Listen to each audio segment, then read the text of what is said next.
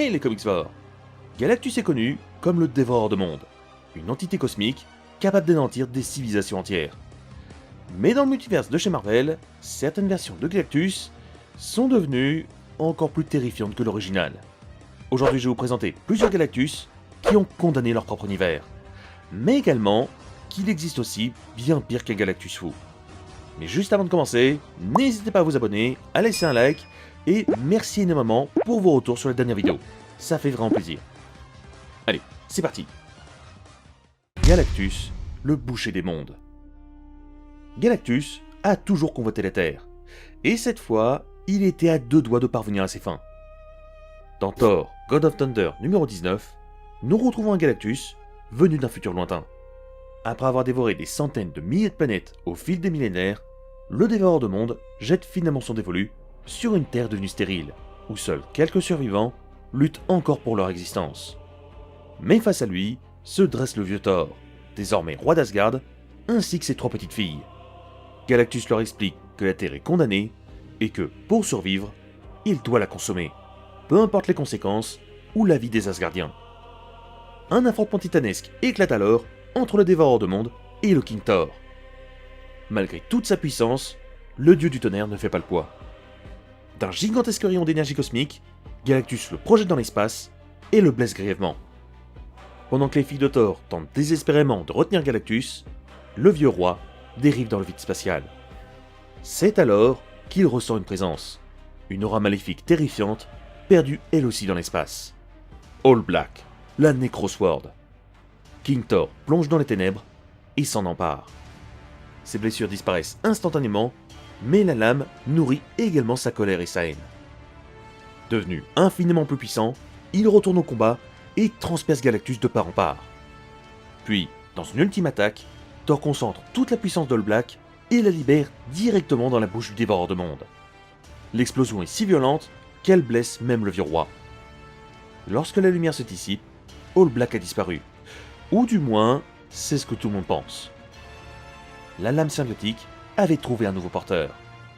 Elle a fusionné avec Galactus, créant un être d'une puissance inimaginable. Le boucher des mondes était né. Consumé par sa soif insatiable de destruction, il tranche la Terre en deux avant de s'apprêter à la dévorer. Mais au dernier moment, une autre planète se dresse devant lui. Ego, la planète vivante. Galactus le transperce avec la nécro-épée, persuadé d'avoir remporté la victoire. Mais dans un dernier acte désespéré, Ego avale la lame. La planète absorbe alors les pouvoirs de Black et se lie avec l'épée symbiotique. Puis, dévore Galactus vivant. Le dévoreur de mondes aura finalement pu détruire la Terre, mais mourra avant de l'avoir consommée. Abyssus, le dévoreur d'âmes. Dans la plupart des univers Marvel, Galactus n'est pas réellement un être maléfique. Il est une force cosmique chargée de maintenir l'équilibre dans l'univers. Il dévore des mondes pour survivre, mais jamais par cruauté ou par plaisir. Mais cette version de Galactus va devenir l'une des créatures les plus monstrueuses que le multivers ait connues.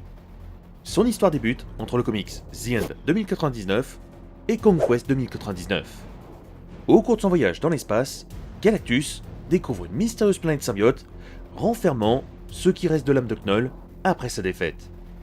Le dieu des symbiotes lui propose alors une alliance. Il lui promet qu'en ne faisant plus qu'un, ils deviendront la plus puissante entité de l'univers. Galactus accepte, mais Knull l'avait manipulé.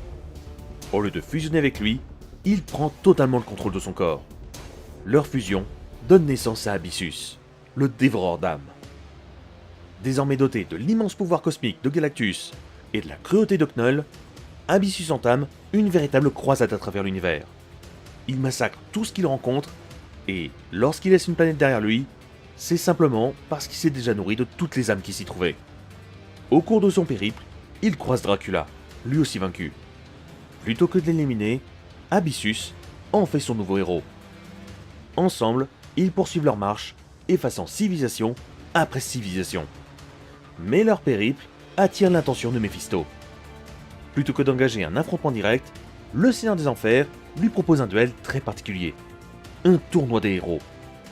Chaque camp devra choisir ses champions dans le multivers afin de s'affronter dans une immense arène. Alors que les combats font rage, Méphisto comprend rapidement qu'Abyssus représente une menace bien trop importante. Il remet alors à Spider-Man 2099 une arme capable de mettre fin à cette folie.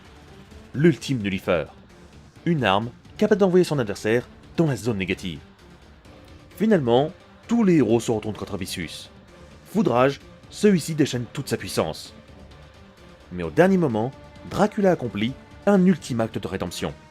Il parvient à réveiller l'âme de Galactus, prisonnière dans son propre corps. Une lutte s'engage alors entre Galan et Knull. Comprenant qu'il ne pourrait jamais reprendre définitivement le contrôle, Galactus prend une décision radicale. Il utilise l'Ultime Nullifier sur lui-même. Le sacrifice de Galan entraîne également Knull dans sa chute. Même corrompu et réduit à l'état de prisonnier dans son propre corps, l'âme de Galan était bien trop pure pour se soumettre définitivement aux ténèbres. Galactus, Seigneur du Chaos. Malgré son immense puissance, Galactus reste une entité cosmique relativement neutre et évite la plupart des conflits avec les autres puissances de l'univers. Mais que se passerait-il si une entité comme, on va dire Dormammu par exemple, parvenait à manipuler Galactus? La réponse se trouve sur la Terre TRN 1210, dans Doctor Strange volume 5, entre le numéro 12 et le numéro 16. Dans cette réalité, Galactus erre dans un royaume mystique après avoir été banni par un puissant sorcier. Coupé de sa source d'énergie habituelle, le dévoreur de monde devient de plus en plus faible et instable. Comprenant que cette disparition bouleverserait l'équilibre cosmique, Doctor Strange, accompagné de Clea, décide de lui venir en aide afin de le ramener dans son univers. Mais ce qu'ils ignorent, c'est que Dormammu observe la scène et prévoit déjà un plan machiavélique. Avec l'aide de Mephisto, le seigneur de la dimension noire élabore un piège. Son objectif est très simple, transformer Galactus en son serviteur. Peu après, un immense soleil apparaît devant le dévoreur de monde. Galactus, voyant juste un soleil, commence à le consommer, mais quelque chose cloche. En absorbant l'astre, Galactus fusionne malgré lui avec le démon et tombe totalement sous son emprise. Galactus devient le héros de Dormammu, étant complètement sous l'emprise du démon. Avec son nouveau serviteur, Dormammu attaque la Terre et tue tous les héros, proclamant sa victoire totale. Cependant, quelque chose inquiétait le démon. Galactus devenait de plus en plus puissant et de plus en plus incontrôlable. Le dévoreur de monde se retourna contre son maître et l'absorba sous les yeux impuissants de Strange. Galactus, le seigneur du chaos, était né. Le mélange parfait entre science et magie dans un être complètement instable, devenant de plus en plus puissant, capable de détruire aussi bien des mondes physiques que des dimensions mystiques. Désormais sans limite, Galactus dévore des planètes à une vitesse terrifiante, ne laissant que le néant derrière lui. Héros et démons restants affrontèrent le dévoreur fou, mais personne ne pouvait le stopper. Plus il tuait, et plus il se renforçait, devenant de plus en plus instoppable. Strange, dans son ultime technique, s'allia au Tribunal vivant et à Eternity afin de remonter le temps et de corriger tout ce qui venait de se passer. L'univers ayant été restauré avec l'aide de Mephisto, celui-ci effaça Strange de la mémoire de Clea pour le punir.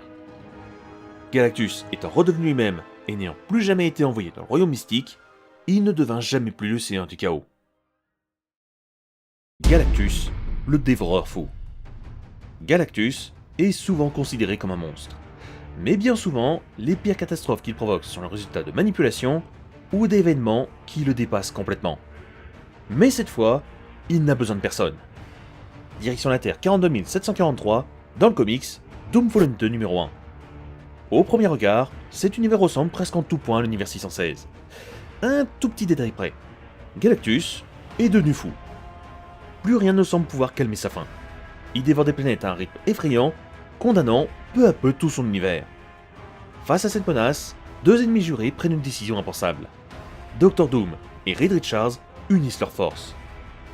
Ensemble, ils construisent un robot gigantesque, le Doom Titan. Leur objectif est simple, mettre un terme au règne du dévoreur de monde. Mais malgré sa puissance, le Doom Titan est pulvérisé. Doom est laissé pour mort, dérivant seul dans l'espace. Pendant des années, le monde continue de sombrer. Jusqu'au jour où Valeria Richard retrouve Victor Von Doom et parvient à le sauver. Elle lui révèle alors l'ampleur de la catastrophe. Les plus grands héros de la Terre se sont tous unis pour affronter Galactus, et ils sont tous tombés au combat. Mais le pire reste encore à venir. Galactus ne souhaite plus seulement dévorer des planètes. Il veut désormais éliminer les Célestes afin de s'emparer d'une machine capable de créer un nouvel univers. Un univers entier conçu uniquement pour satisfaire sa faim insatiable. Comprenant qu'il n'a plus le choix, Doom forge une nouvelle armure en métal-roux alimentée par 3 cubes cosmiques. Alors qu'il fonce sur Galactus, 3 molécules mènes, devenues ses héros, lui barrent la route. Malgré leur dangerosité, Doom terrasse les 3 molécules mènes grâce à la puissance des cubes cosmiques et poursuit sa route vers Galactus. Mais au même instant, une transmission de Valeria interrompt son avancée. Elle vient d'être retrouvée par le Dévoreur de Mondes. Malgré tous ses efforts, Doom ne peut qu'entendre ses derniers mots. Furieux, il fonça à l'endroit où se trouvait Valeria. Même les plus grandes entités cosmiques se rassemblèrent pour assister à cet affrontement. D'un côté, Galactus devenu fou, capable de créer un nouvel univers uniquement pour satisfaire sa faim. De l'autre, Victor Von Doom, qui n'avait désormais plus rien à perdre. Et pourtant, nous ne saurons jamais qui l'a emporté. Le comic s'achève sur ce duel, nous laissant la liberté d'imaginer ce terrible affrontement. Abraxas, la mort de Galactus. Galactus est souvent considéré comme l'un des plus grands dangers de l'univers de Marvel. Après tout, il a déjà été contrôlé par Knull, corrompu par All Black, manipulé par Dormammu, ou encore consumé par sa propre folie. Et pourtant, dans l'univers Marvel, il existe une vérité bien plus terrifiante. Galactus ne protège pas seulement l'équilibre cosmique, il en est l'un des piliers. Cette histoire débute dans Fantastic Four Volume 3, lorsque Galactus meurt dans l'univers principal. À l'instant même où il disparaît, une entité enfermée depuis la naissance du multivers est enfin libérée. Abraxas. Né au cœur même d'Eternity, Abraxas représente l'opposé absolu de la création. Là où Eternity donne naissance à la vie, Abraxas ne voit qu'une seule perfection, le néant. Depuis toujours, l'existence d'un Galactus dans chaque univers empêchait cette entité de se manifester librement.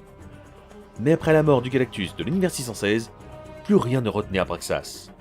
Et sa première décision fut de traquer tous les Galactus du multivers. Un à un, il voyage d'une réalité à l'autre, massacrant chaque variant de Galactus qu'il rencontre. Comme s'il voulait effacer chaque dernier rempart qui protégeait encore l'existence. Même les 4 fantastiques comprennent rapidement qu'ils ne peuvent pas vaincre une telle créature. Ils doivent alors faire quelque chose qu'ils n'auraient jamais eu l'idée de faire. Ramener Galactus à la vie. Grâce au pouvoir de Franklin et de Valeria Richard, Galactus est recréé, rétablissant l'équilibre cosmique. Puis, le Dévoreur de Mondes récupère l'ultime de Lucifer et le confie à Reed Richards. L'arme est finalement utilisée pour effacer Abraxas et réécrire la réalité dans une ligne temporelle où il ne s'est jamais échappé. Et c'est probablement la plus grande ironie de toute l'histoire de Galactus. Pendant des décennies, les héros Marvel ont tout fait pour empêcher Galactus de vivre, alors qu'en réalité, sa disparition aurait condamné le multivers tout entier. Pendant des décennies, Galactus a été présenté comme l'un des plus grands monstres maléfiques de l'univers de Marvel. Pourtant, comme nous venons de le voir, les pires catastrophes sont arrivées lorsque Galactus a perdu sa véritable nature, ou alors qu'il a tout simplement cessé d'exister. Car au fond, le Dévoreur de Mondes n'était peut-être pas le véritable méchant de l'histoire. Il est là pour réguler la vie, le faisant sans émotion. J'espère que cette vidéo vous aura plu. Si c'est le cas, n'hésitez pas à vous abonner et à liker et à activer la petite cloche des notifs. Et quant à moi, je vous laisse et je vous dis à la prochaine Echoisphore.